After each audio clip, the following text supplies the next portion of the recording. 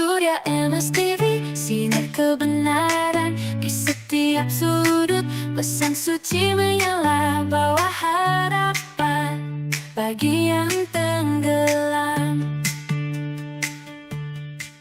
Kajian kita Bulughul Maram sampai hadis nomor 414. An Jabir radhiyallahu anhu qala, dari Jabir radhiyallahu anhu dia mengatakan, qala Rasulullah, Nabi bersabda, man khafa alla yakuma min akhiril laili, barang siapa yang khawatir tidak bisa bangun pada akhir malam, falyutir awwalahu, hendaklah dia melaksanakan sholat witir pada awal malam. Menika sampun. Oke, berarti bawahnya 415. Wa an Ibnu Umar, dari Ibnu Umar radhiyallahu anhuma, anin Nabi sallallahu alaihi wasallam qala, Nabi ngendika, idza tala'al fajru, apabila, idza menika apabila, tola'a menika jedul. Kalau alit emutan nggih, nyanyian tola'al badru alaina. Tola'a itu jedul atau muncul. Badru itu adalah bulan sabit, Badar.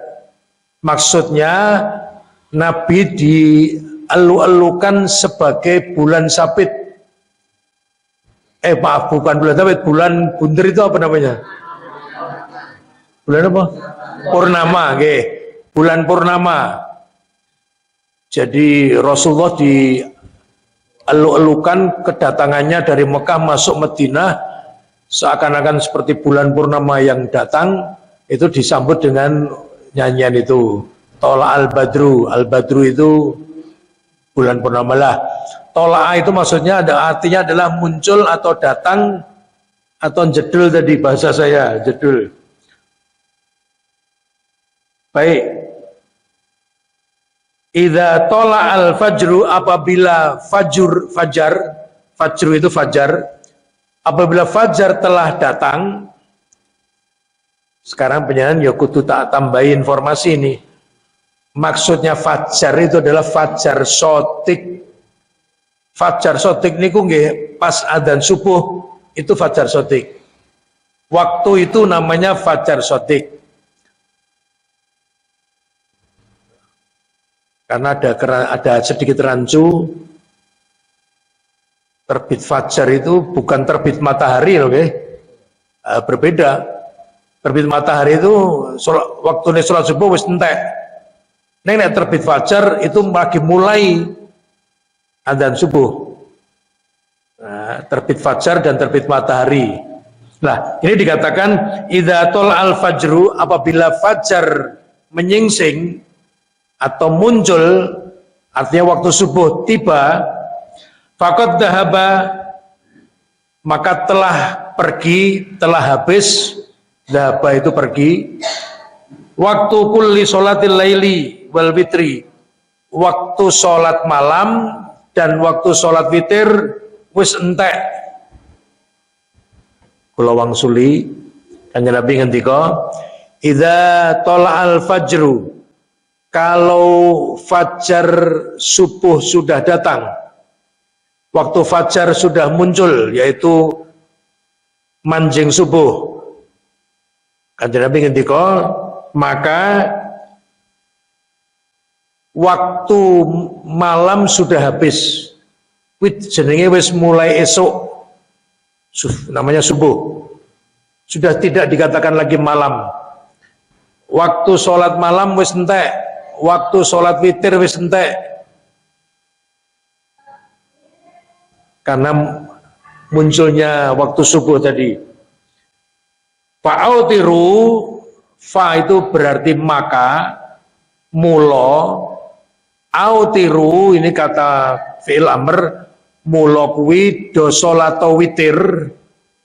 Fa'autiru itu artinya kalian kerjakanlah sholat witir qabla sakdurunge tulu il fajri, sadurunge waktu subuh datang. Ini juga makna yang gampang bagi kita pahami. Yen arep salat malam, yen arep salat witir, mulai bar salat ngisak ditindakake wis rampung, wis kena nindakake salat malam ngantos witir, waktune ngantek adzan subuh. Yen wis adzan subuh utawa yen wis manjing waktu subuh, ini nek saya matur adzan subuh itu engko isih eneng sing selenco. Wah ini dereng adzan nih, mongko wis jam 5:30, jebule listriknya mati. Wah, sing adzan ya ora adzan. Maka adzan salah satu indikasi waktu sholat, tapi bukan satu-satunya. Menyandeng alas di sebuah hutan, saat ini model ini piknik bongsone neng alas, neng gua, ya ora krungu adzan. Maka jangan pakai standarnya cocok nganggo adzan, urung adzan ora arep ana krungu adzan. Gitu. Jadi waktu bisa pakai HP, bisa pakai aplikasi, bisa niteni. Ya. Jadi itu tadi yang saya hadis sahih riwayat Imam At-Tirmidzi. Jadi sholatlah witir kamu kalian semua wahai umat Islam qabla tulu'il fajri, sebelum datang waktu subuh, sebelum adzan subuh atau sebelum waktu subuh manjing masuk. Monggo jam pira wae kena. Nabi kan juga mengatakan dalam hadis sahih, yen kowe kabeh tangi kok rada telat, samar yen ndang adzan subuh, monggo durung salat wengi, salatlah kalian sekedar 1 rakaat sebagai witirmu malam itu. Rakaat itu kan karepe ya cepet. Wis rakaat setelah arep di oyak-oyak selar adzan maka wud, wah rampung. Nah itu boleh. Jadi batasnya ya, kalau kota itu ada batasnya, maka sholat juga ada batasnya, ada batas kota. Batas sholat itu nek mulai ini tuh kena adzan. Maka nek adzan subuh maka waktu malam sudah berakhir. Waktu sholat malam sudah berakhir, termasuk witir. Milo lah, menika badhe kula hubungke kalih kulumin atau dipun wonten ingkang mundhut pirsa, mungkin setahun yang lalu atau saya lupa. Pak, sholat sunat qobliyah subuh itu dikerjakan sebelum masuk waktu subuh atau sebelum sholat subuh.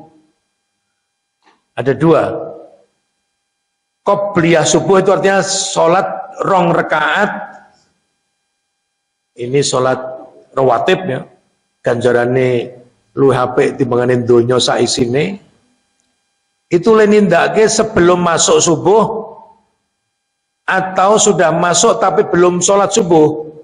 Maka kita jawab nindake sholat 2 rakaat sebelum subuh, karena qobliyah subuh namanya.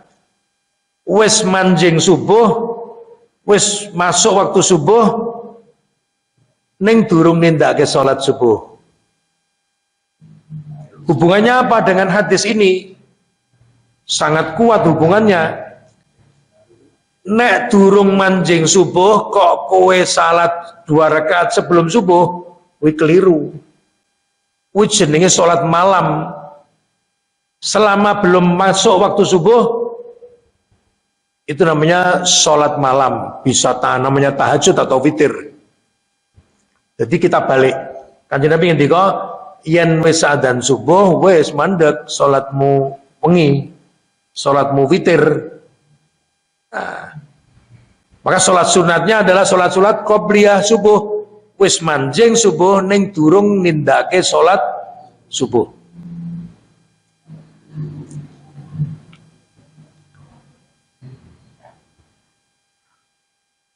Saya pernah diskusi agak panjang dengan orang Muhammadiyah juga.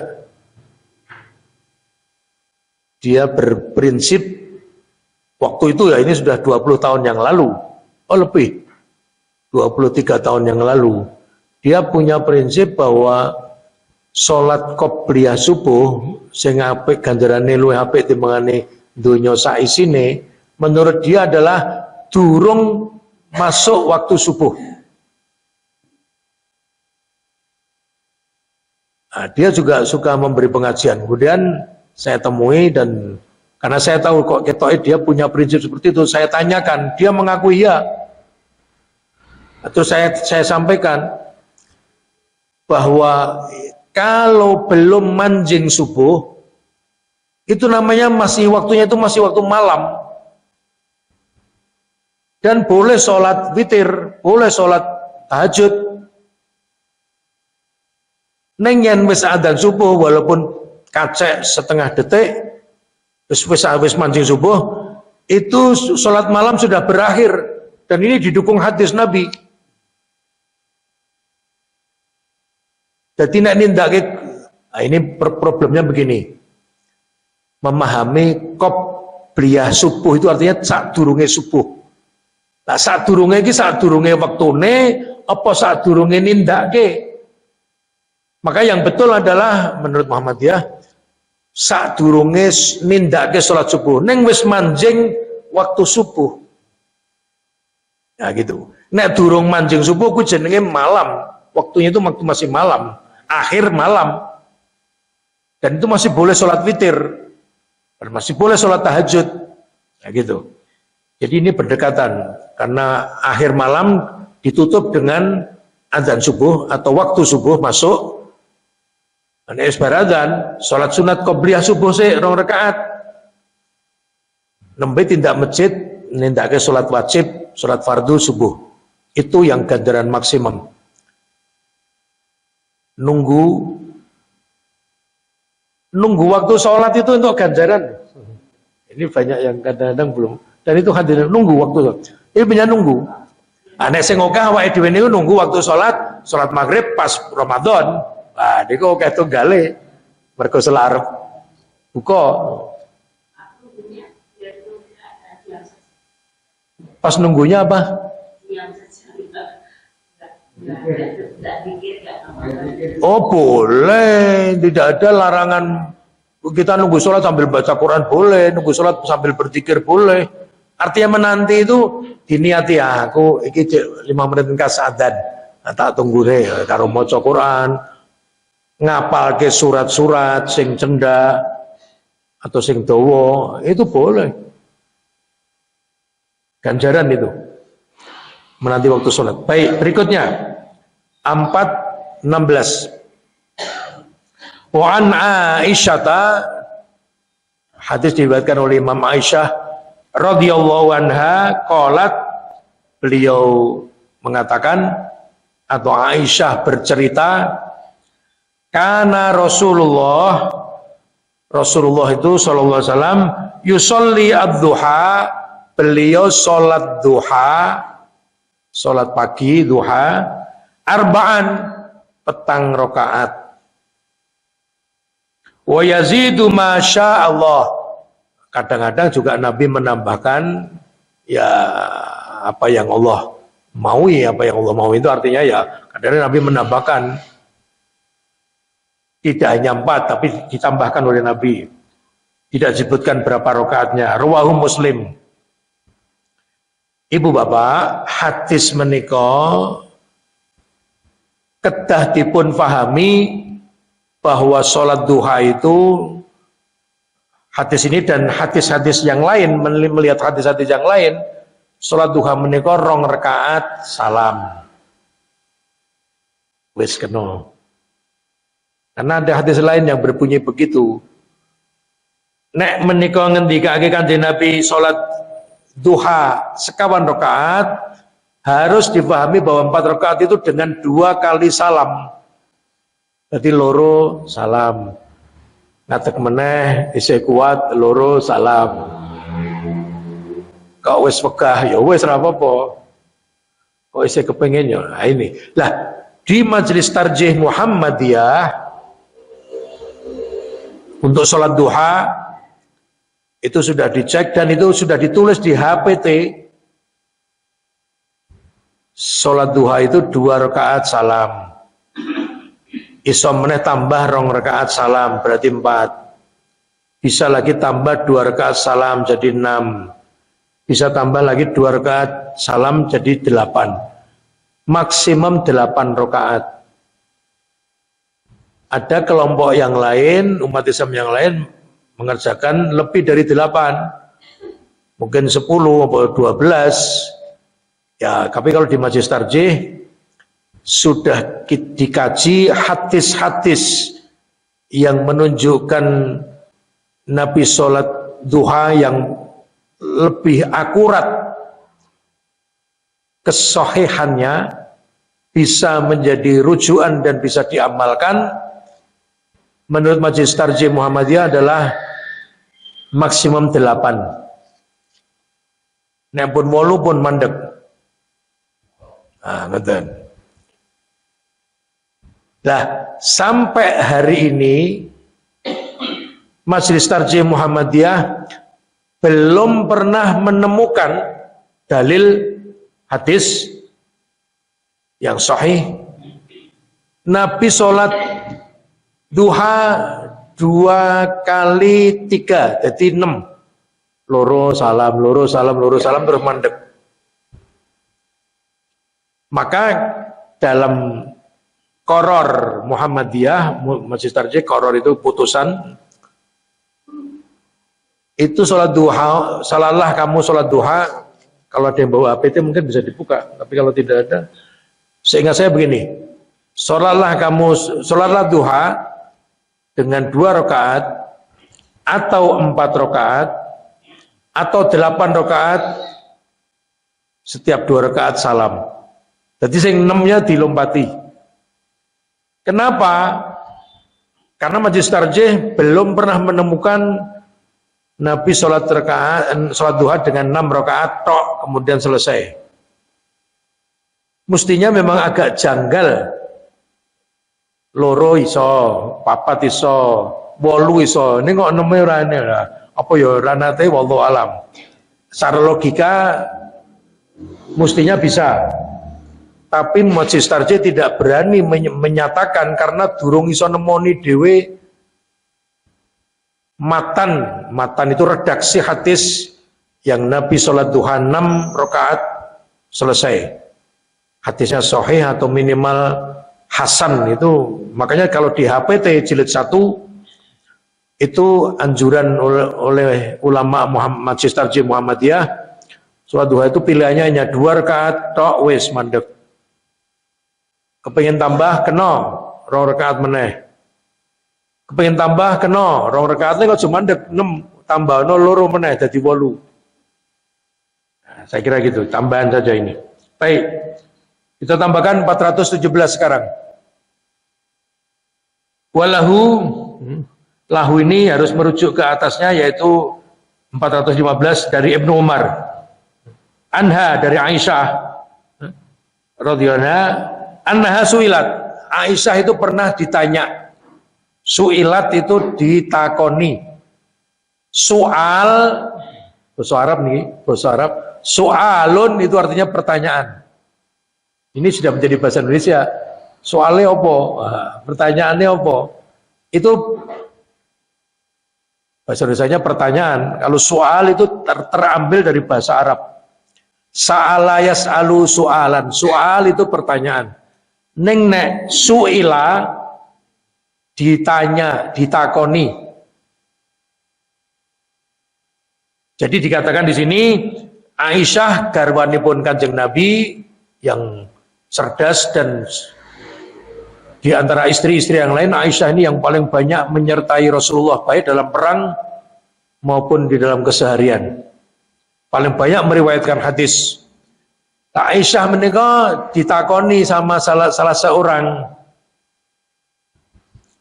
hal kana Rasulullah sallallahu alaihi wasallam yusolli ad-duha? Aisyah, menapa Kanjeng Nabi menika salat duha? Pertanyaan ini kan rada aneh ini bagi kita ya. Pada saat itu dia bertanya ini betul-betul tidak tahu. Napa Kanjeng Nabi nindakake salat duha, Aisyah? Qalat, Aisyah jawab, la, ora. Illa kejaba ayyaji'a min maghibihi, yen piyambake nembe rawuh saka lelungan. Ada yang buka kitab di situ apa terjemahnya? Tidak, kecuali apa? Apa? Pulang dari bepergian. Ya. Jadi kalau Nabi tindakan itu kemudian pulang bepergian atau di satu tempat itu baru dia mampir masjid kemudian sholat.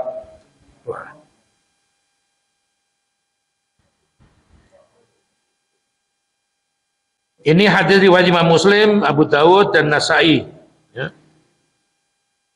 Baik. Nanti ya, silakan bertanya kalau nanti ya. Kita tambahkan sekarang. Kita habiskan ini sampai 4 hadis lagi di depan. 4:18 sekarang. Wallahu anha dari Ibnu Umar, dari Aisyah radhiyallahu anha. Aisyah mengatakan, ma ra'aitu, aku ora nate weruh Rasulullah, kanjeng Nabi Muhammad Rasulullah sallallahu alaihi wasallam, yusolli qattu subhatad duha wa inni la asabbahuha, aku ora nate weruh kanjeng Nabi salat duha kejaba ming napa kala-kala apa napa kala-kala.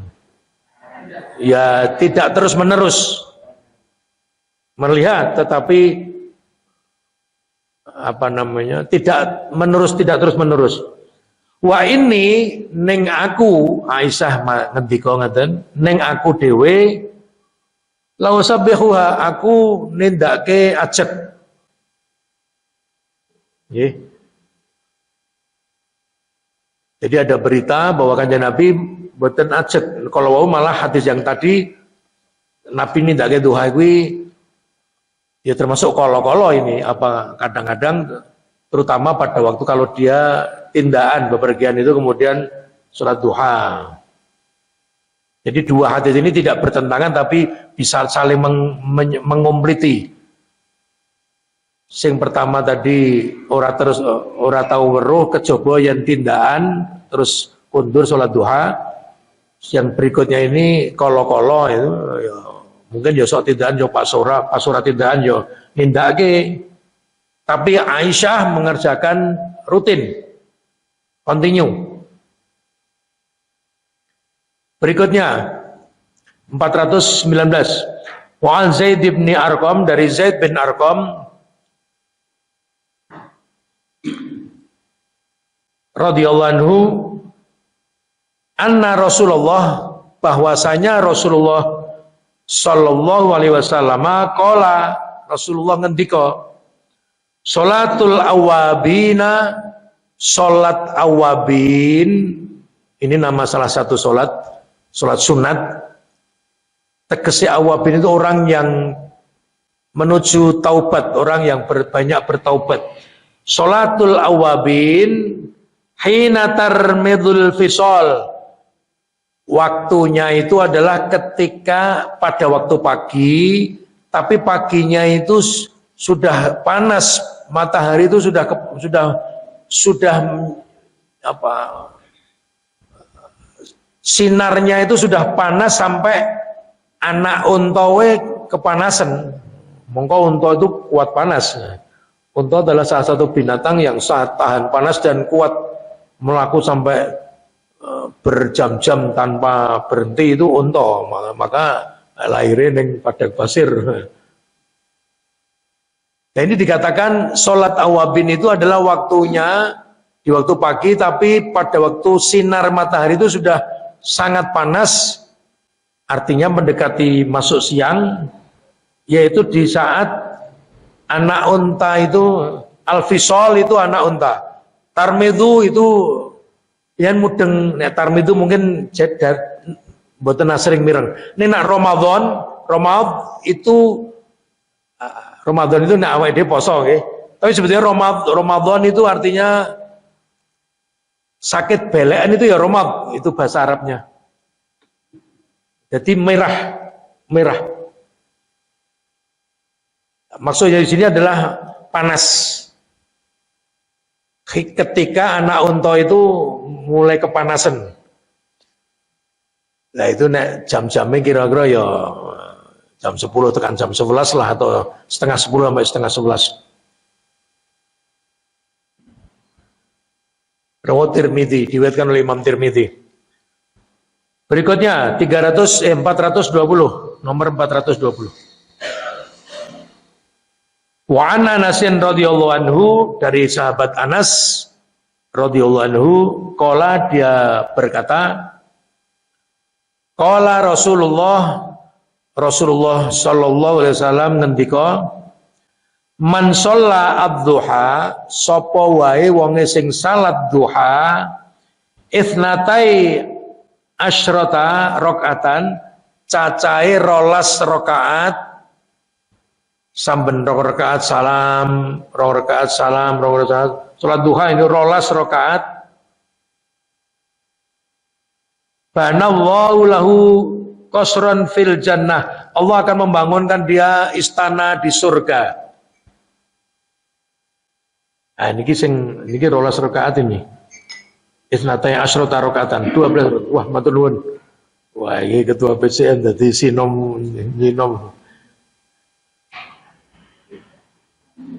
Penyebabani rawahu Tirmidzi, diriwayatkan oleh Imam Tirmidzi, wastaghrabahu, ada kata-kata wastaghrabahu. Istaghroba itu, jadi istaghroba itu ya dalam bahasa lainnya lemah, artinya lemah. Di situ apa? Diterjemahkan apa?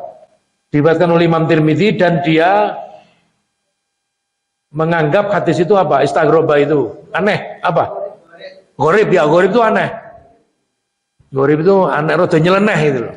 Nah, tentu kalau kita kajian ulumul hadis, pelajaran mustalahul hadis atau itu tentu akan dicari kelemahannya di mana, anehnya di mana, janggalnya di mana, itu nanti. Nah, ini mungkin yang salah satu yang saya katakan di Majelis Tarjih itu wolu, itu yang paling muktamad, yang bisa dikerjakan itu loro ping papat, itu wolu. Ini sampai 12 dikatakan Allah akan bangunkan dia istana di surga. Nah, untuk hadis-hadis begini bapak-bapak, ibu-ibu, maka kita cari, ya kerjakan aja aman, sholat duha 2 rakaat ping 4, itu pun maksimum. Kepengen ganjaran meleh, mengaji. Ngaji piro sak juz 2 juz, isih kepengen ganjaran meleh, mang zikir. Itu semuanya nek ngaji sama zikir ini orang yang batasnya pirang juz, nek zikir orang yang batasannya pirang jam. Bahkan dalam Al-Qur'an dikatakan ya ayyuhalladzina amanu, wahai orang-orang yang beriman, ya ayyuhalladzina amanu dzkurullaha dzikran katsira. Udzkurullah, berzikirlah kamu dengan menyebut asma Allah, dzikran katsira, dengan zikir yang banyak. Banyak itu mulai, bahasa Arab itu mulai telu, tekan tidak terbatas, mbuh 1000, 10.000, sayuto, itu semuanya banyak. Berzikir banyak. Nah, ini nggadai pemanggih karena sudah ada orang-orang ahli di Majelis Tarjih yang gaweane itu dino-dino itu bukai kitab hadis, dan tidak hanya satu orang, namanya majelis itu kolektif, ulama-ulama tarjih akhirnya diputuskan bahwa sholat duha yang rojih, yang bisa diamalkan, yang bisa diamalkan, dikerjakan maksimum 8 rakaat wae, loro ping papat tadi 8. Artinya majelis tarjih mengakui ada hadis lain yang sampai 10, 12 bahkan mungkin atau bahkan tidak terhingga. Pokoknya anggar isih sempat isih kuat ngatuk meneh. Itu majelis tarjih menghindari cara-cara amaliyah yang seperti itu. Kenapa? Karena memang kaidah usul ulama fikih itu mengeluarkan kaidah, dan ini dunia bukan hanya tarjih ya. Ulama fikih dunia itu menyatakan dalam kaidah usul itu al aslu fil ibadah at-tahrim. Awal mulanya atau asal dari ngibadah itu sebetulnya dilarang, kecuali ini yang penting, illa ma dalal dalilu ala wujubi ala fi'liha, kecuali ada dalil itu dari hadis atau dari Allah yang menunjukkan ke arah itu, maka di majelis tarjih sangat berhati-hati nek ora cetha dalile hadise, ora cetha itu artinya ya ada hadisnya ning diragukan kesohihannya atau diragukan, ya itu termasuk hadis dhaif, itu majelis tarjih dipetani, disingkiri, ojo. Wong sing dari cetha wis akeh. Dari cetha itu akeh. Salatnya duha tadi ya 8 rakaat bae. Bisa kepengen ganjaran ngaji ora neng kuwi mbok ngantuk 10 juz sandekan, silahkan. Makan semua ayat-ayat itu. Dan itu ganjarannya besar. Zikir. Nah itu. Menghindari kesalahan.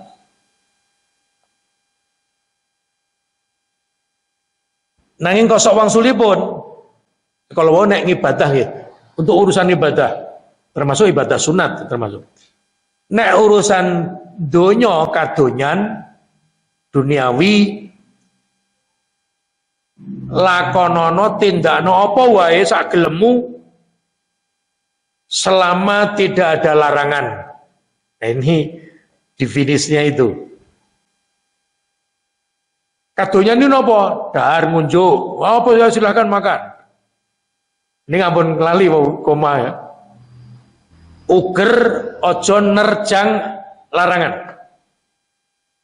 Wah, ternyata ning Quran ono innama harrama alaikumul maitata waddama walahmal khinzir wa ma uhilla bihi lighairillah. Ada larangan kita untuk makan itu bangkai al-maitah, bangkai. Al-Baqarah berapa ya? Surat Al-Baqarah itu. Kemudian waddama, dam itu darah, getih. Apa? Alen.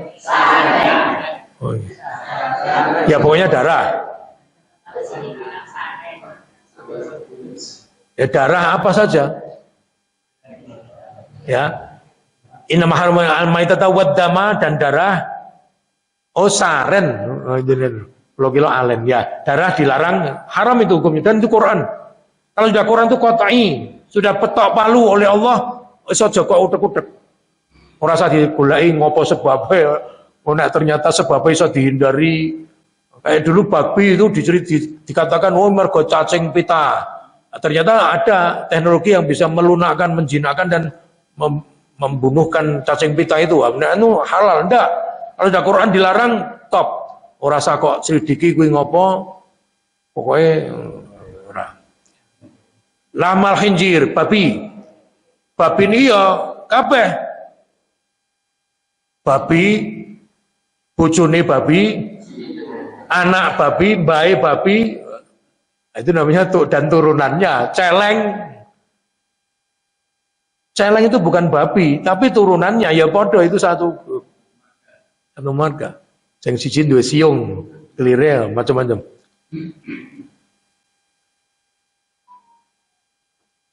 Lah Bapak Ibu ini selingan, masih ada waktu. Nanti saya buka tanya jawab, nanti ada waktu 20 menit. kita itu kan babi itu kan mulai wong Islam tuh mulai cilik we, kita tuh sudah sadar kuwi aja dipangan, nyedak we aja kan gitu. Nah, itu saya tuh pernah ngobrol diskusi sama orang yang pemakan daging babi, memang bukan wong Islam ora. Wah itu gue ora tau mangan tuh, wah enak banget. Terus saya tanya, "Kowe yo mangan celeng?" "Wah iya, wah kowe celeng kuwi malah luwih jos." Karena celeng itu dia liar, hidupnya di hutan. Dan itu ada orang-orang yang berburu celeng kemudian dimasak. Hanya awake dhewe kan wah dibayar miliaran ora gelem karena itu dosa. Nah itu dia cerita, wah enak, celeng kuwi malah sing jos. Nah, anak celeng apalagi? Wah anak celeng. Dia cerita seperti itu.